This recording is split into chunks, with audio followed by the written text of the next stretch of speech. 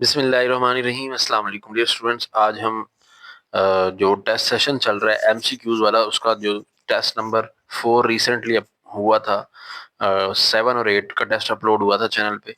आज इसका सोल्यूशन देखेंगे। आई होप कि आपने ये टेस्ट हल कर लिया होगा और आंसर की आपने बना के रख ली होगी 15 की 15 एमसीक्यू की।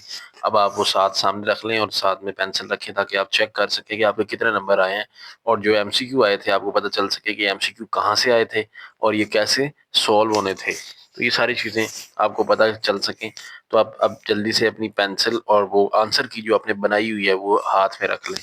तो सबसे पहला एमसीक्यू जो पेपर में आया था वो एमसीक्यू था, the destructive interference occur. Destructive interference कब होती है? जब पाथ डिफरेंस कैसा होता है, मल्टीपल होता है। ये जो लेमडा होता है, लेमडा बाय 2 होता है पाथ डिफरेंस, या ऑड मल्टीपल और लेमडा बाय 2 होता है, या इवन मल्टीपल ऑफ लेमडा होता है पाथ डिफरेंस। तो ये पाथ डिफरेंस वाला टॉपिक ये हमने इंटरफेरेंस में देखी थी, पाथ डिफरेंस क्या होता है। तो यहाँ पे चूंकि सिर्फ एमसीक्यू की हद तक ही है तो हम देख लेते हैं कि डिस्ट्रक्टिव इंटरफेरेंस के लिए इनमें से कौन सा ऑप्शन करेक्ट है। तो बुक का पेज नंबर 138 था जहाँ से एमसीक्यू बनाया गया था। The point where the displacement of two wave cancel the effect of each other, the path difference is odd integral multiple of half of the wavelength. मतलब लैम्डा बाय 2 का integral multiple, odd integral multiple, this is called destructive interference. तो lambda by 2 odd integral multiple, तो इसलिए पहले option का सी, पहले MCQ का सी वाला ऑप्शन करेक्ट होगा। ठीक है जी। नेक्स्ट है in the formula of intensity. Intensity का फार्मूला है I is equal to P over A. यहाँ पे जो पी है ये क्या चीज है? प्रेशर है, मोमेंटम है, पावर है, या पिच है? देखिए यहाँ पे जो इंटेंसिटी के फार्मूले में पी है ये पावर है। तो ये बुक का पेज नंबर, आपकी बुक का जो है 154 है, जहाँ से ये topic intensity of wave given है। यहाँ से एमसीक्यू बनाया गया था। Intensity of wave is defined as amount of energy transmitted per unit time in the direction of propagation of progressive wave. It is a measure of power. यहाँ से ये MCQ बना था, ये पावर को रिप्रेजेंट कर रही होती है। तो ये पावर की पैमाइश के लिए यूज होता है। तो दूसरे का भी सी वाला ऑप्शन करेक्ट। तीसरा, according to the polarisation concept light waves are. तो लाइट वेव्स क्या हैं पोलराइजेशन के कॉन्सेप्ट के अकॉर्डिंग? तो ये एमसीक्यू बनाया गया था। बुक का पेज नंबर 168 है। यहाँ से the polarisation is the process by which electric and magnetic vibration of a light waves are restricted to a single plane of vibration. It is a property exhibited by only transverse waves such as light wave. तो transverse wave वाला option correct. तो तीसरा जो MCQ है transfer, ये भी सी पे है, तो तीसरे का भी सी वाला ऑप्शन था। आगे, if the amplitude of a wave is tripled then intensity of a wave is. कह रहे कि अगर हम एम्पलीट्यूड को 3 गुना कर लें तो उससे जो उसकी इंटेंसिटी है वेव की उसको क्या होगा। तो ये एमसीक्यू बना था बुक के पेज नंबर 155 से, जहाँ पे एक फार्मूला दिया हुआ है इंटेंसिटी ऑफ, जो इंटेंसिटी है वेव की वो इन डायरेक्टली प्रोपोर्शनल है एम्पलीट्यूड के स्केयर के। अब एम्पलीट्यूड को ना आपने 3 टाइम कर दिया है तो 3 ए लिखेंगे, ऊपर स्केयर है तो 3 का स्केयर 9 हो जाएगा, तो 9 टाइम इंक्रीज।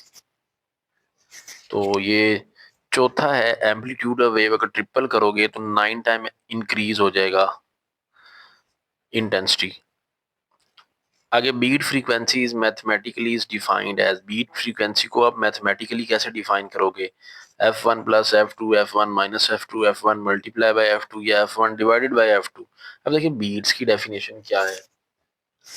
तो देखिए बीट फ्रीक्वेंसी होती है difference between the frequencies of two waves is termed as beat frequency. तो डिफरेंस, डिफरेंस का मतलब होता है माइनस, तो F1 माइनस F2 आंसर था।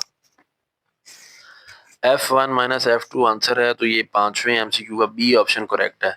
नेक्स्ट है, in a stationary wave the distance between two consecutive node is. Stationary wave में दो कंसेक्यूटिव नोड्स के दरमियान जो डिस्टेंस है वो कितना होता है? तो ये स्टेशनरी वेव बनी हुई है। स्टेशनरी वेव आप देख सकते हो, हमने पढ़ा हुआ है दो कंसेक्यूटिव नोड्स के दरमियान जो डिस्टेंस होता है ना वो होता है लेमडा बाय 2। और एक नोड और अगर अगले एंटी नोड के दरमियान पूछे तो नोड और एंटी नोड का पूछे तो लेमडा बाय 4। और दो कंसेक्यूटिव नोड्स के दरमियान पूछे या दो कंसेक्यूटिव एंटी नोड, मतलब अगर एक जैसे पूछे तो लेमडा बाय 2 आंसर है, अगर एक नोड और एक एंटी नोड पूछे तो लेमडा बाय 4। तो इसलिए छठे एमसीक्यू का बी वाला ऑप्शन करेक्ट। नेक्स्ट है star moving away from the earth. Star जो कि away from the earth move करते हैं वो कौन सी शिफ्ट शो करते हैं? Blue shift, red shift, yellow shift या नो शिफ्ट? तो ये एमसीक्यू बुक के पेज नंबर 161 से बना हुआ था। यहाँ पे लिखा हुआ star moving away from the earth show red shift, और अगर टुवर्ड्स द अर्थ मूव कर रहे तो वो आंसर होता ब्लू शिफ्ट। तो रेड शिफ्ट होगा क्योंकि अवे का पूछा गया था। तो stars moving away from the earth show red shift, तो बी ऑप्शन करेक्ट होगा, रेड शिफ्ट। नेक्स्ट है जी, the Doppler effect was first observed in. Doppler effect सबसे पहले कहाँ ऑब्जर्व किया गया? साउंड फ्रॉम द ट्रेन में, light from the star, water ripples या अल्ट्रासोनिक वेव्स? डॉपलर इफेक्ट में लिखा हुआ है this effect was first observed by John Doppler while he was observing the frequency of light emitted from a star.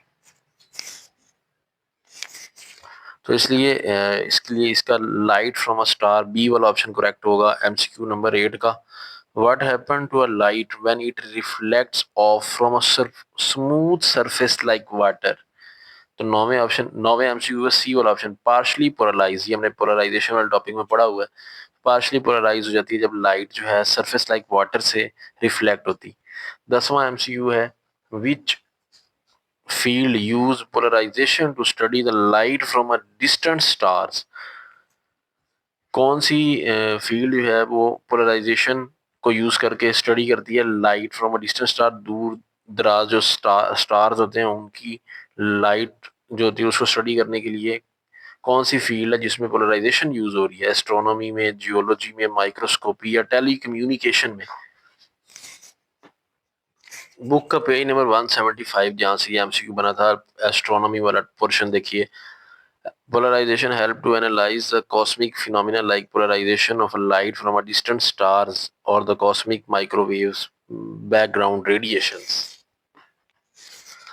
तो A option 10वें MCQ का correct था।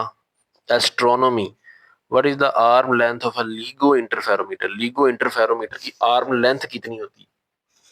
ये बुक का पेज 181 जहाँ पे लिखा हुआ है Virgo is also an interferometer with the two arm of 3 kilometre. अगर विर्गो होता 3 kilometre, whereas LIGO has 4 kilometre arm length. तो लीगो है तो 4 किलोमीटर आंसर था। तो लीगो की जो आर्म लेंथ है वो होती है 4 किलोमीटर। डी वाला ऑप्शन करेक्ट है। Which component in the interferometer divides the laser into two perpendicular beam?